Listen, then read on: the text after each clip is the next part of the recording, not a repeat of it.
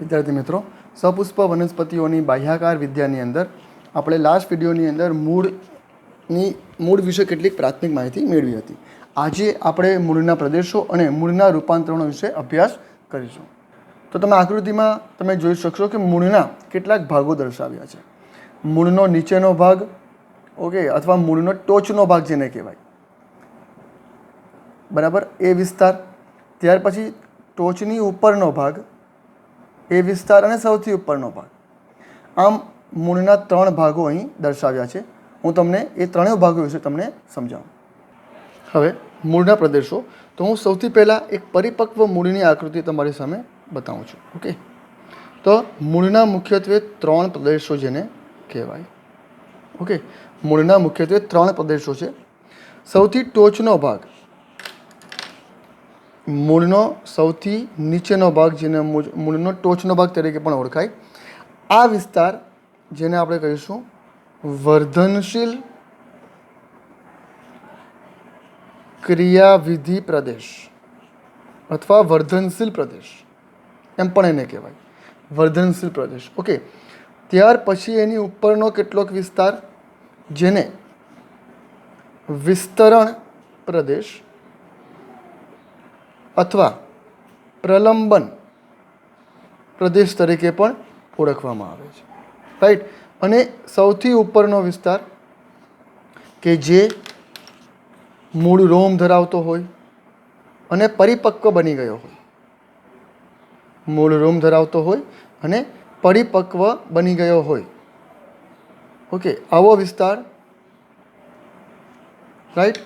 તો એ વિસ્તારને આપણે કહીશું પરિપક્વન પ્રદેશ. આ છે મૂળ રોમ, મૂળ ઉપર ઉત્પન્ન થતા નાના નાના રોમ, એને મૂળ રોમ કહેવાય. ત્યાર પછી મૂળનો ટોચનો ભાગ એક ટોપી જેવી રચનાથી આવૃત હોય છે, જેનાથી એના ટોચના ભાગનું રક્ષણ થાય છે, રાઈટ. તો આ ટોચના ભાગનું રક્ષણ કરવાવાળી જે ટોપી છે એને મૂળ ટોપ કહેવાય, મૂળ ટોપ કહેવાય. ઓકે, આ મૂળના કેટલાક મહત્ત્વના પ્રદેશો છે. પણ સમજો આ પ્રદેશોનું નિર્માણ કેવી રીતે થાય છે અને આ પ્રદેશો બને છે કેવી રીતે, એના વિશે હું તમને સમજાવું. જ્યારે પ્રાથમિક મૂળ હોય, અથવા તો આપણે એમ સમજીએ કે આ એક સીડ છે, અને સીડમાંથી જ્યારે પ્રાથમિક મૂળ ઉત્પન્ન થાય નીચે તરફ, બરાબર, ઉપર તરફ પ્રકાંડ ઉત્પન્ન થાય, રાઈટ. તો આ જે પ્રાથમિક મૂળ છે, તો આ પ્રાથમિક મૂળના જે વિસ્તારો છે એ બધા વિસ્તારો વર્ધનશીલ કહેવાય, વર્ધનશીલ વિસ્તારો કહેવાય. અને વર્ધનશીલ કોષો ધરાવતા હોય. શું ધરાવતા હોય? વર્ધનશીલ કોષો. હવે વર્ધનશીલ કોષો એટલે શું? તો એક એવા કોષો, સમજી લો, આના એક વર્ધનશીલ એક કોષ વિશે તમને હું સમજાવું. આ ધારો કે એક વર્ધનશીલ કોષ છે, બરાબર. આ કોષ એવો છે કે જે ઘટ જીવરસ ધરાવે છે, એટલે કે એ ઘટ કોષ રસ ધરાવે છે, જીવરસ ધરાવે છે, ઓકે. અને પાતળી કોષ દિવાલ ધરાવે છે, પાતળી કોષ દિવાલ ધરાવે. અને એનામાં એક ગુણ રહેલો છે. તો કયો ગુણ? તો કે ભાઈ કોષ વિભાજન પામવાનો, કોષ વિભાજન પામે, એ પણ વારંવાર કોષ વિભાજન પામવાનો ગુણ રહેલો છે. એટલે એમ સમજો કે આ એક કોષ હશે ને, તો આ સમજો આ એક કોષ હશે, તો એક કોષમાંથી 2 કોષ મળશે. પછી આ 2 કોષ પણ આગળ બીજા 2 કોષ ઉત્પન્ન કરશે વિભાજન દ્વારા, એ આગળ બીજા 2 કોષ ઉત્પન્ન કરશે. સમજ પડે છે? મારો કહેવાનો મતલબ શું છે કે આ જે કોષ વિભાજનવાળો જે વિસ્તાર છે, જેને વર્ધનશીલ કોષ કહેવાય, એના કોષની અંદર, એના જીવરસમાં એવું દ્રવ્ય આવેલું છે કે જે સતત વિભાજન પામતો રહેશે. એનામાં ગુણ જ, એનું કાર્ય જે છે કે વિભાજન કરવું, વિભાજન પામવું. ઓકે, એવા કોષને આપણે વર્ધનશીલ કોષ તરીકે ઓળખીશું. અને આ વર્ધનશીલ કોષ હંમેશા ટોચના ભાગે હોય, ટોચના ભાગે, જ્યાંથી નવા કોષ બનતા જાય, જેથી જે મૂળની જે લંબાઈ છે એ મૂળની લંબાઈ પણ વધતી રહે છે. ચાલો, તો આપણે શરૂઆત કરીએ અહીં નીચેથી શરૂઆત કરીએ, નીચેથી પછી આપણે ઉપર તરફ જઈશું. સમજો, હવે આપણે વાત કરી વર્ધનશીલ કોષની. આ કોષ આગળ વિકાસ પામશે ને એ આગળ વધતો જશે. જેમ એ વિકાસ પામતો જશે તેમ એની આગળનો ભાગ વર્ધનશીલ બનતો જશે અને પછી એ વિસ્તરણ પામશે, કદ વધશે, વિસ્તરણ પામશે અને પછી એ પરિપક્વ બનશે. જુઓ, ધારો કે આ મૂળની જ વાત કરીએ આપણે. આ મૂળે આ રીતે વિકાસ પામ્યો. હવે આ એનો શરૂઆતના કોષ છે, અહીંના આ શરૂઆતના કોષ, બરાબર. આ બધા વર્ધનશીલ કોષ છે, વર્ધનશીલ કોષ. હવે એ વિકાસ પામ્યો અને એનું કદ વધી ગયું. સપોઝ આ એનું કદ વધી ગયું, રાઈટ. તો હવે જે જૂના કોષ હશે, આ વિસ્તાર, આ જૂનો વિસ્તાર, એ જૂનો વિસ્તાર હવે વિસ્તરણ પ્રદેશ તરીકે ઓળખાશે. વિસ્તરણ પ્રદેશ તરીકે ઓળખાશે. અને આ જે નવો જે ટોચનો ભાગ છે એ વર્ધનશીલ કોષ તરીકે ઓળખાશે. ફરીથી જો એનું કદ વધે, ફરીથી એનું કદ વધતું જાય. તો આમ જે જૂના કોષ હશે, હવે આ કોષનું કાર્ય શું? એ નવા કોષ બનાવતો રહેશે. એટલે એ નીચે તરફ વૃદ્ધિ પામતો રહેશે અને એનો ટોચનો ભાગ હંમેશા વર્ધનશીલ કોષનો જ બનશે. વર્ધનશીલ કોષ જ ધરાવતો હશે. હવે જે જૂનો વર્ધનશીલ કોષ હશે એ બની જશે વિસ્તરણ પ્રદેશ. એટલે હવે એનું કદ વધશે. વિસ્તરણનું શું અર્થ થાય કે એક નાનો કોષ છે તો એનું કદ વધવું અને મોટો કોષ બનવો. તો આ એનું વિસ્તરણ થયું એવું કહેવાય. આ શું થયું કહેવાય? એનું વિસ્તરણ થયું છે એવું કહેવાય, રાઈટ. અને જે જૂનો ભાગ હશે, સૌથી પહેલાંનો, જે પહેલાં વર્ધનશીલ હતો પછી વિસ્તરણ બન્યો અને એ હવે એના પર મૂળ રોમ ઉત્પન્ન કરી નાખશે અને એ વિસ્તાર હવે જે રીતે આ વર્ધનશીલ બની ગયો, આ બની ગયો વિસ્તરણ, તો હવે ઉપરનો જે વિસ્તાર છે એ ઉપરનો વિસ્તાર બની જશે પરિપક્વન વિસ્તાર, પરિપક્વન પ્રદેશ.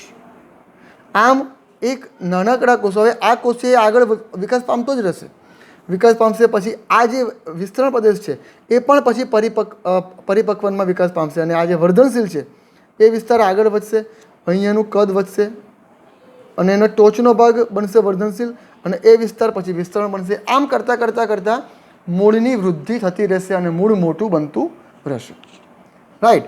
ચાલો, આમ નાના મૂળમાંથી ધીરે ધીરે કરતાં મોટું મૂળ બનતું રહેશે. તો હવે આપણે એના મૂળના ભાગોની જ વાત કરીએ. ફરીથી પાછા વર્ધનશીલ, વિસ્તરણ અને પરિપક્વન વિસ્તાર અને એના ભાગોના કાર્ય જે શું છે એના વિશે આપણે વાત કરીશું. તો સૌથી પહેલાં આપણે વાત કરીએ આ વર્ધનશીલ પ્રદેશ. વર્ધનશીલ પ્રદેશ, ઓકે. ચાલો, તો એના વિશે આપણે એના જરૂરી મુદ્દા લખીએ. તો મૂળનો ટોચનો વિસ્તાર, મૂળની ટોચનો પ્રદેશ અથવા વિસ્તાર કે જે વર્ધનશીલ કોષ ધરાવે છે, વર્ધનશીલ કોષ ધરાવે. ઓકે, વર્ધનશીલ કોષ એટલે શું? આપણે જોયું, વર્ધનશીલ કોષ એટલે એવા કોષ કે જે ઘટ જીવરસ ધરાવતા હોય, બરાબર, પાતળી કોષ દિવાલ ધરાવતા હોય અને વારંવાર કોષ વિભાજન પામતા હોય. આ મુદ્દો, રાઈટ. તો આને આપણે શું કહીશું? વર્ધનશીલ કોષો, બરાબર. તો મૂળનો એવો વિસ્તાર કે જે વર્ધનશીલ કોષો ધરાવતો હોય એને આપણે વર્ધનશીલ પ્રદેશ તરીકે ઓળખીશું અને જેનું કાર્ય છે, એના કોષોનું કાર્ય છે, આ કોષો અથવા આ વિસ્તાર વારંવાર વિભાજન પામે છે, રાઈટ.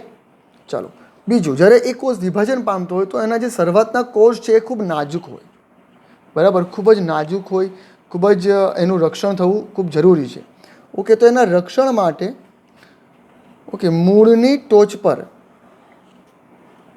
પર એક ખાસ રચના જોવા, મૂળની ટોચ. હવે મૂળની ટોચ પર એટલે કે મૂળ ટોચ જેને કહેવાય, મૂળ ટોચ અથવા મૂળ ટોચ કહેવાય. એ મૂળ ટોચ પર એક ટોપી જેવી રચના આપણે વાત કરી, બરાબર. મૂળ ટોચ પર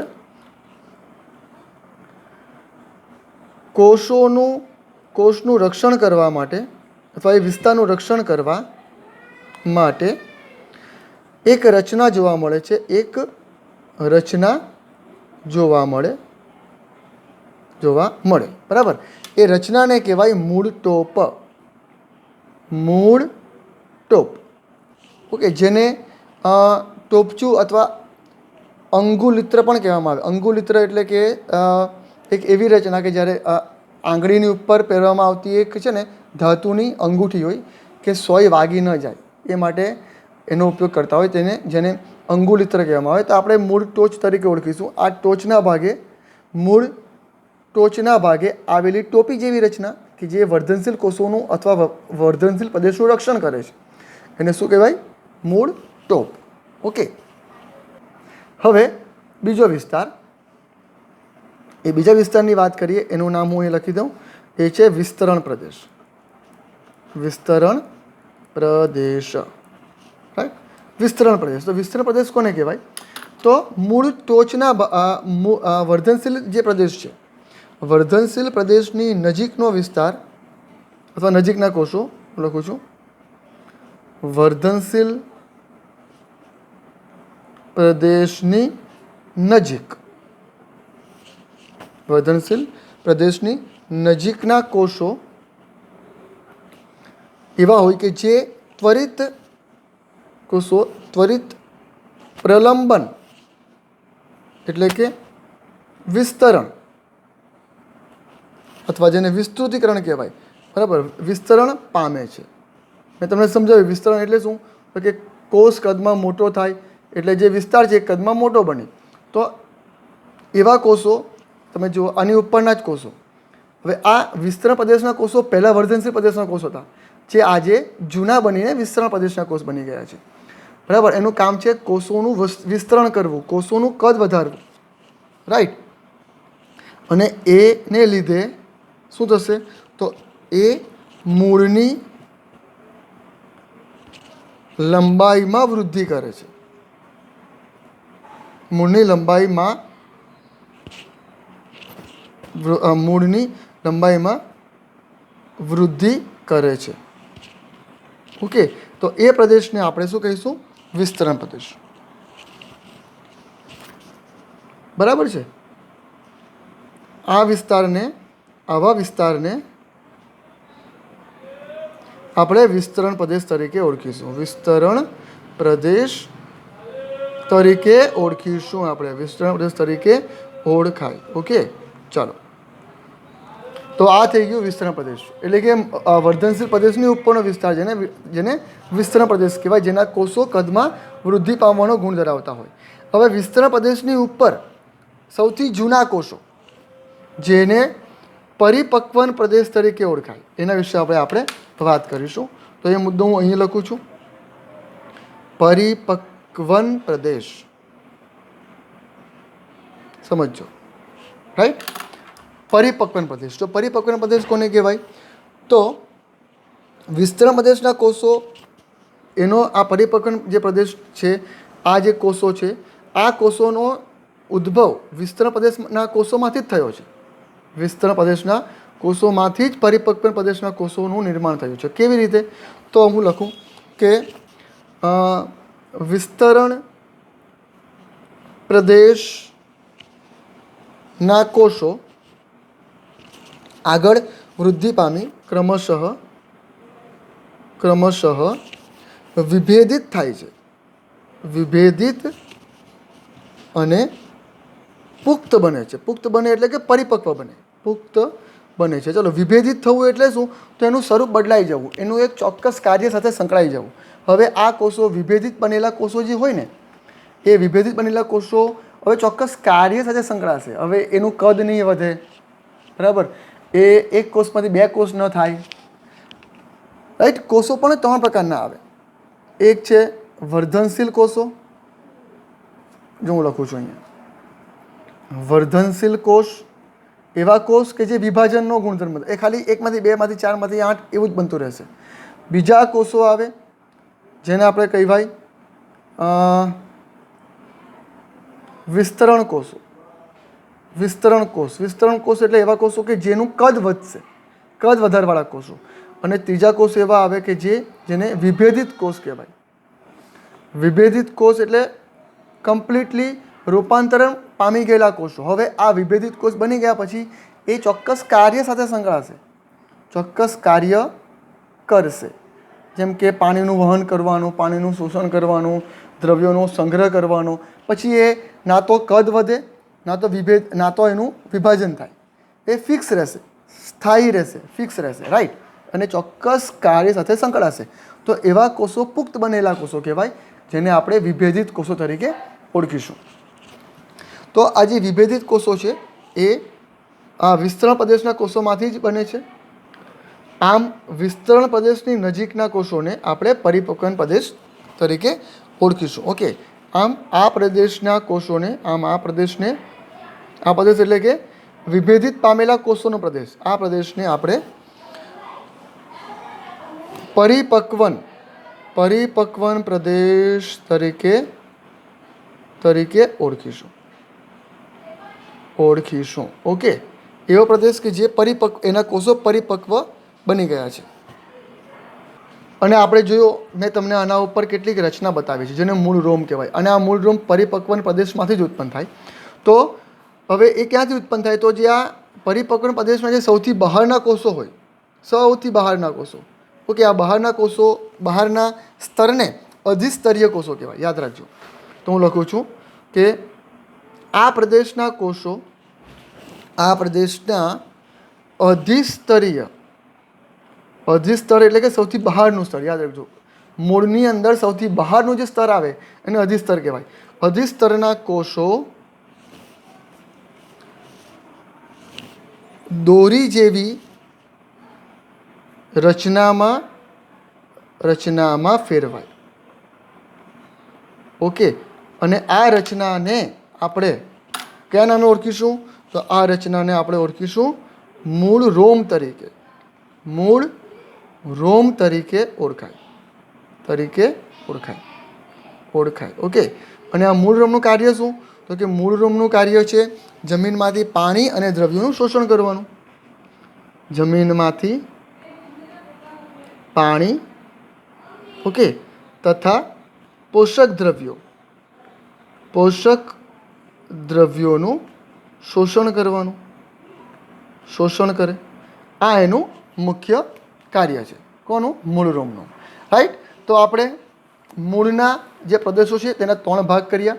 સૌથી પહેલો ભાગ, સૌથી નીચેનો ભાગ, એનો ટોચનો ભાગ, જેને વર્ધનશીલ પ્રદેશના કોષો કહેવાય. વર્ધનશીલ પ્રદેશના કોષો, એની ઉપરનો વિસ્તરણ અને એની ઉપરનો પરિપક્વન પ્રદેશ. અને ત્રણેય વિશે આપણે માહિતી અહીં મેળવી લીધી છે, રાઈટ.